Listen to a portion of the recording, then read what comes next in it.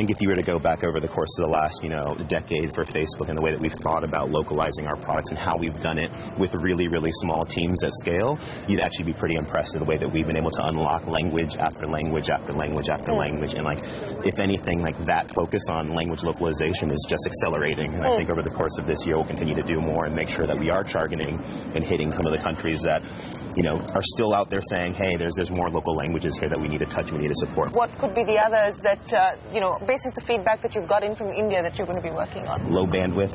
Right? A lot of folks are still on 2G connections. Sometimes the connections are intermittent, they drop themselves. So when you think about building a Facebook experience where the UI and the user experience is so key to actually people's value that they get from the product, you think about how you have to change and pivot the product. Right. The biggest thing that we've done that you've probably seen has been FB Lite. Right.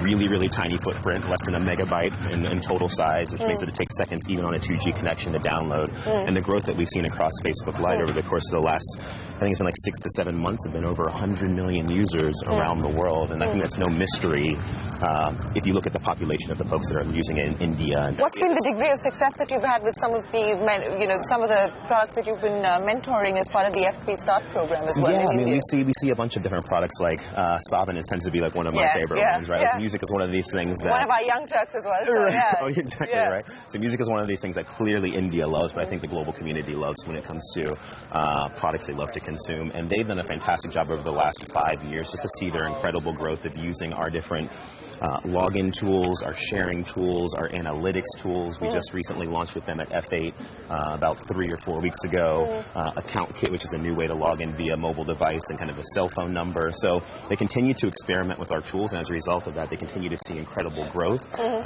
both in terms of registered users and the actual engagement of their actual products that people are using. Okay. Which has been fantastic. It's about $21 or $20 million that you've given to Indian developers as part of the FP Start program. So given the strategic importance of India, what is it going to mean finally? Well, we'll see. I mean, from my growth trajectory standpoint and the amount of benefits that are being given, I expect that FP Start number will just continue to grow up and to the right.